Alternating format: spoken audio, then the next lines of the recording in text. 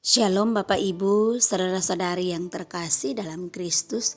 Jumpa lagi dengan saya, Pana Love Ministry dalam renungan firman Tuhan hari ini. Doa dan harapan saya kiranya Bapak Ibu, saudara-saudari terpelihara baik dengan damai sejahtera oleh Tuhan kita Yesus Kristus. Hari ini saya masih membahas topik tentang kuasa doa ya.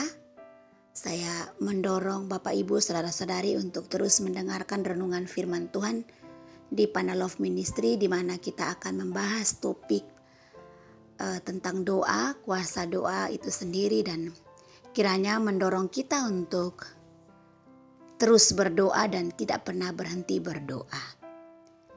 Bapak Ibu saudara-saudari yang terkasih dalam Kristus, kalau kita bicara doa adalah suatu berkat yang besar, dan kita dijanjikan bahwa Bapa Sorgawi selalu mendengarkan, tetapi seringkali diperlukan upaya untuk mengenali jawaban-jawabannya.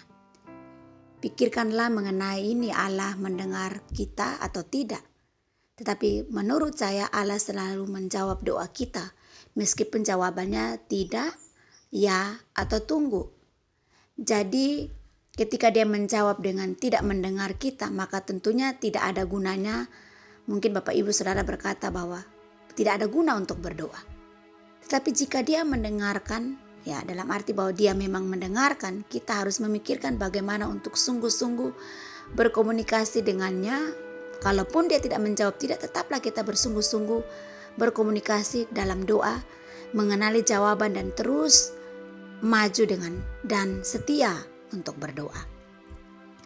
Bapak Ibu saudara-saudari yang terkasih dalam Kristus, ketika kita merasa dia tidak mendengarkan atau dia tidak menjawab, dia memberikan jawaban dengan tidak, mungkin kita perlu mengalami atau tentu kita belajar untuk mengenal pribadi atau kita terus bertumbuh secara rohani ya, hubungan kita dengan Tuhan. Kita juga bisa menanyakan kepada diri kita sendiri beberapa pertanyaan, apakah saya bersih? Atau apakah motivasi saya layak? Apakah saya bersedia untuk melakukan apa yang dia minta? Jika jawaban dari setiap pertanyaan ini adalah ya, maka kita dapat percaya bahwa Tuhan Allah kita akan memberikan engkau jawaban terhadap doa-doamu. Kalaupun tidak, kita tetap yakin bahwa Allah tetap menjawab doa kita. Dan terkadang jawaban datang dengan cara-cara yang halus atau tidak diharapkan. Bapak Ibu saudara-saudari yang terkasih dalam Kristus, jika menjawab tidak terhadap beberapa dari pertanyaan yang tadi saya katakan tadi, maka tidak pernah ada kata terlambat. Kita perlu membuat perubahan-perubahan yang diperlukan dalam kehidupan kita agar dapat memiliki roh yang bersedia untuk bertindak terhadap hal-hal yang Tuhan nyatakan dalam hidup kita. Jangan lupa juga bahwa setiap orang menerima jawaban secara berbeda. Berdoalah agar Roh Kudus akan mengajar kita bagaimana kita dapat mengenali jawaban-jawaban. Mungkin itu tidak mudah untuk mengenalinya pada awalnya. Tetapi seperti keterampilan lain apapun, pengulangan membuat kita sempurna atau kita memahami, kita mampu untuk memahaminya. Karena itu milikilah iman dan percayalah bahwa Bapa Sorgawi selalu mendengarkan doa kita. Bapak Ibu saudara-saudari yang terkasih dalam Kristus, cobalah mendengarkan Roh Kudus. Orang mendengarkan Roh Kudus dengan cara-cara yang berbeda. Jadi mungkin kita mendengarkan untuk suara yang lembut atau tenang ketika bisikan mungkin datang sebagai suatu perasaan, atau juga ketika kita membaca Alkitab, Roh Tuhan berbicara kepada kita.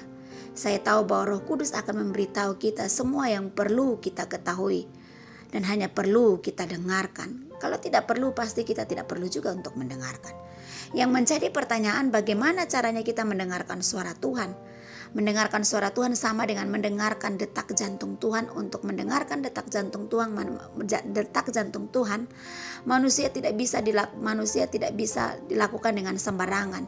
Tetapi harus orang tertentu yang mempunyai hubungan yang spesial atau hubungan yang intim atau karib. Demikian pula untuk mendengarkan suara dan detak jantung Tuhan, kita juga harus memiliki hubungan yang intim dan akrab dengan Tuhan. Nah, bagaimana hubungan kita dengan Tuhan hari ini? Bapak Ibu saudara-saudari yang terkasih dalam Kristus, kalau kita mengacu dalam Yesaya pasal 38 ayat 5 dikatakan, "Pergilah dan katakanlah kepada Hizkia, beginilah firman Tuhan Allah Daud bapa leluhurmu. Telah ku dengar doamu dan telah ku lihat air matamu.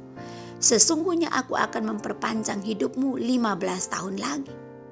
Bapak Ibu saudara-saudari yang terkasih dalam Kristus, dalam upaya memperkuat relasi antar manusia pada tataran horizontal, ada banyak bentuk yang bisa dilakukan.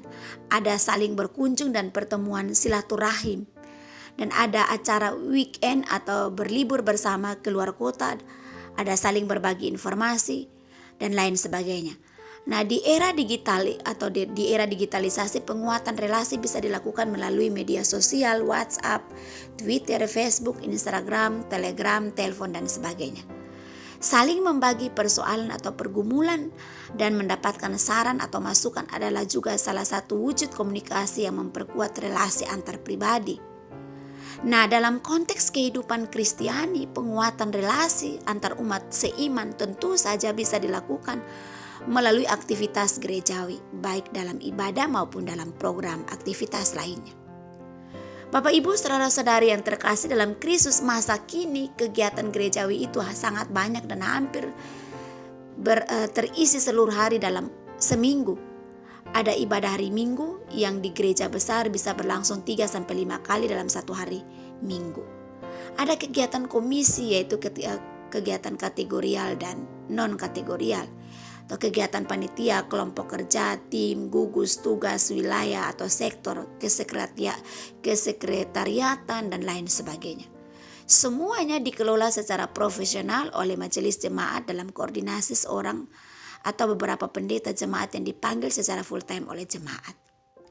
Nah, dalam keorganisasian majelis jemaat biasanya dikembangkan kepemimpinan kolegial yang di dalamnya pendeta yang full time bertindak tidak sebagai komandan atau bos, tetapi dalam kapasitas seorang penggembala atau pastor.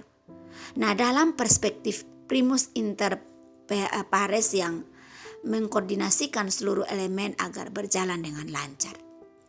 Nah, relasi dan komunikasi dengan Allah Khalik semesta alam dilakukan oleh manusia secara terus-menerus dalam berbagai bentuk.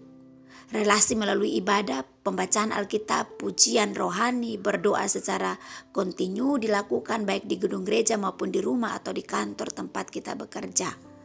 Komunikasi dengan Allah melalui doa pribadi sangat penting diwujudkan secara rutin dan berkesinambungan sehingga relasi kita dengan Allah dapat terawat dengan baik. Doa-doa pribadi kepada Allah adalah media yang memungkinkan kita mengungkapkan pergumulan kita kepada Allah. Bapak Ibu saudara-saudari yang terkasih dalam Kristus, dalam doa pribadi kepada Allah, yaitu di waktu pagi, siang, malam, biasanya kita bersyukur dan memohon hal-hal yang berhubungan dengan pribadi, komunitas dan orang-orang yang berhubungan dengan kita. Nah, dalam tradisi Kristen kita tidak punya rumusan teks doa atau standar untuk pagi, siang dan malam. Doa adalah ungkapan bahasa pribadi kita kepada Allah. Teks doa standar yang kita miliki hanya doa Bapa kami yang bisa digunakan untuk berbagai keperluan. Bapak Ibu saudara-saudari yang terkasih dalam Kristus, seringkali yang menjadi pertanyaan kita adalah mengapa Allah tidak menjawab? Allah menjawab doa kita dengan jawaban tidak, atau mengapa Allah lama menjawab doa kita? Dari pengalaman empirik kita mendapatkan informasi bahwa ada waktu 5-8 tahun pasangan suami istri menunggu jawaban doa mereka untuk mendapatkan seorang anak. Ada juga pengalaman umat yang doanya cepat sekali dijawab oleh Tuhan. Menarik sekali bacaan dalam kitab Yesaya ini yang menceritakan bahwa Allah mendengar dan menjawab doa Hizkia dalam Yesaya 38 ayat 3. Di mana menaikkan doa kepada Allah, ia menyatakan dalam doanya bahwa ia telah hidup di hadapan Tuhan dengan setia, tulus hati, telah melakukan apa yang baik di mata Tuhan. Seusai doa, Hizkia menangis. Ia lakukan itu karena sudah diberitahu oleh melalui Nabi Yesaya bahwa ia akan mati. Hal ini dapat dilihat di Yesaya 38 ayat 1. Secara definitif dinyatakan oleh Tuhan bahwa hidup Hizkia diperpanjang hingga 15 tahun. Ya, luar biasa, Tuhan menjawab doa Hizkia dengan sangat detail. Di zaman ini jawaban Tuhan bisa langsung diterima melalui orang yang berkarunia nabi tanpa menunggu lama.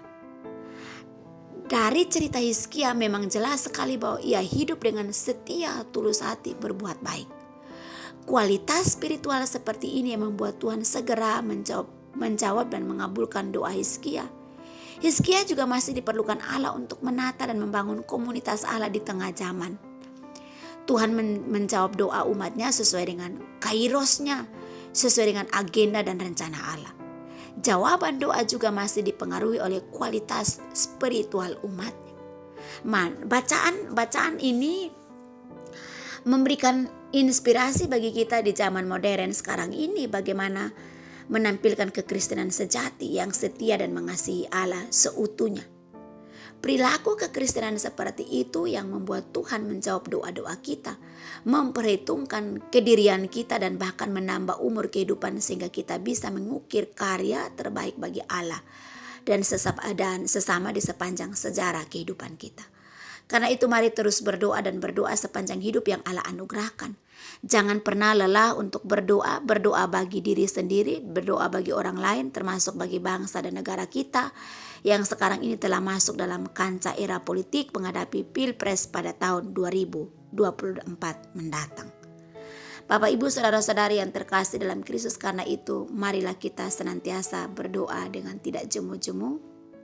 Teruslah berdoa, karena doa kita Tuhan tahu yang terbaik dan Tuhan senantiasa memberikan jawaban kepada kita. Kiranya renungan singkat ini menolong kita untuk senantiasa giat dalam berdoa. Tuhan memberkati kita. Amin. Bapak, Ibu, saudara-saudari yang terkasih dalam Kristus, demikianlah renungan singkat dari Panah Love Ministry masih dengan topik kuasa doa. Kiranya menjadi berkat bagi kita. Dan sampai ketemu lagi dalam renungan berikutnya. Jangan lupa ayo dukung channel Panah Love dengan like, comment, share, dan subscribe agar Bapak, Ibu, saudara-saudari senantiasa mendapatkan update video terbaru dari kami. Tuhan kiranya memberkati kita. Amin.